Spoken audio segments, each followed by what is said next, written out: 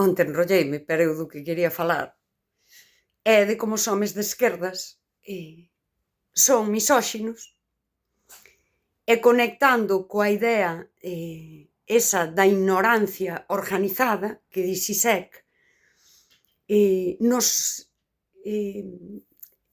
ambientes de esquerdeiros, de xente de esquerdas, hai unha ignorancia organizada que ten que ver con que se din de feminismo, non? Os partidos de esquerda son feministas e teñen todo isto, e daquela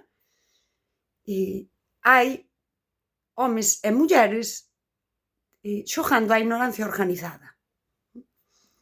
Eles son misóxinos, saben de feminismo, manexan perfectamente o discurso, poden detectar a misoxinia e aqueles puntos onde precisamente eles deberían mudar, pero non o fan.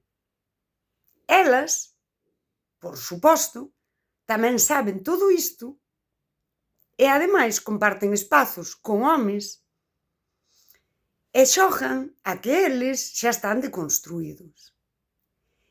E cadra moi ben co que di Zizek, porque todos se volven debates sobre feminismo onde todos manexan ben o discurso e daquela xa está. Si? Neses espazos xa está, non hai misoxinia, non hai nada, porque o discurso é correcto.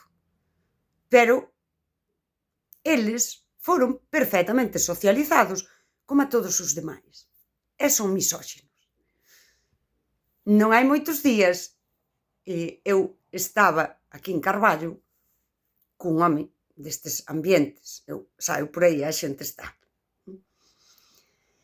E daquela el dixo, eu son feminista. E cando un home di que é feminista, xa temos un grave problema. Porque o afirma con ese... eu aquí en Carballo, isto oino moitas veces. Outros téñeno máis pulido, porque eu lembro un tipo co que tiven bastante relación, que non se dicía feminista, pero contaba cousas do tipo, eu, en Santiago, eu xa ía ás manifestacións do 8M, cando estudaba. Bueno. Logo, se o coñecías, diste, home, ías onde hai mulleres, porque és un pistolero, pero, bueno. Pero eres moi izquierdista e moi canjaiteiro e todo iso. Pero este do outro día, cando dixo son feminista, daquela, é que, sabes, eu non podo estar nestas conversas de intelectuais. El xustificouno, explicouno así. Di, porque eu quero a igualdade.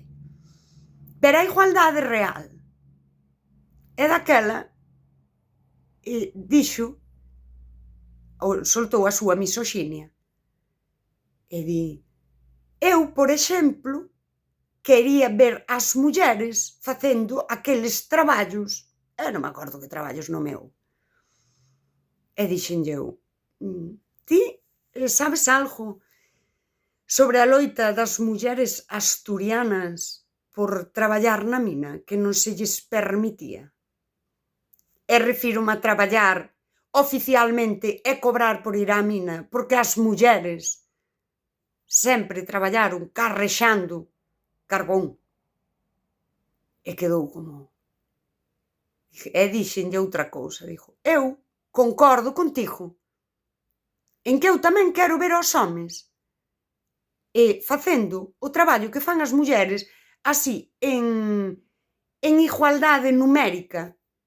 Porque eu, que traballei algo nas residencias de anciás, aínda que eu estaba na cociña, sei que as coidadoras e as auxiliares de enfermería son maioritariamente mulleres. Eu quero ver aos homes limpando cus de anciás, erguendo vellas e vellos encamados e lavándoos. e dándolles de comer pola man. E daquela, o señor feminista izquierdista Can Gaiteiro dixo: «Bah, pero os homes non valemos para iso». E daquela fixo unha exaltación da sensibilidade feminina para iso. E isto é misoxinia. É unha forma de misoxinia. Ata esa exaltación é misóxina. Porque nos atribúe unhas cualidades para os coidados que, de algunha forma, os excusa a eles de limparlle o cu a seu pai se lle encama mañá, ou a súa nai. Señores canjaiteiros, izquierdistas de estreleira, se non valen para iso por un tema de socialización, ese mesmo discurso vale para dicir que son misóxinos por un tema de socialización, e que ese propio discurso é misóxino. E daquela eu xa seguín ao meu. Alguén me dicía por aí o tema de estar soa. Eu non quero ocupar espazos onde a estupidez que di Zizek triunfa porque as persoas deciden ser estúpidas. Deciden ser ignorantes neses ambientes organizados. Non preciso conversas intelectualmente elevadas con persoas que non deciden interiorizar iso.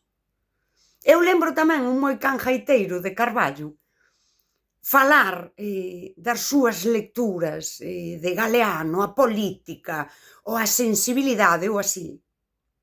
É ser un misóxino premium plus. Non, é que é verdade. Eu baixome de todas esas cousas. É importante para min transformarme eu por se podemos transformar o mundo. Négome a esas conversas. Podo as ter puntualmente, digo estas 4 cousas e eu marcho. E unha vez máis, non é arrogancia, non é superioridade moral, é coherencia, é a miña coherencia interna. As conversas, aí podo meter novamente a soidade, as conversas vacías, que nos diría Eric Fromm, crean ruído mental e non nos permiten aquelo outro que nos dixo Hannah Arendt, que é atoparnos ca nosa conciencia. Pensar é unha conversa contigo mesma. A miña é 1000 veces máis interesante ca esas que parecen moi intelectuais. É unha capa superficial de conciencia falsa. Sabemos todo temos esa capacidade, esa formación moitas veces, esas lecturas, e eleximos non mudar nada.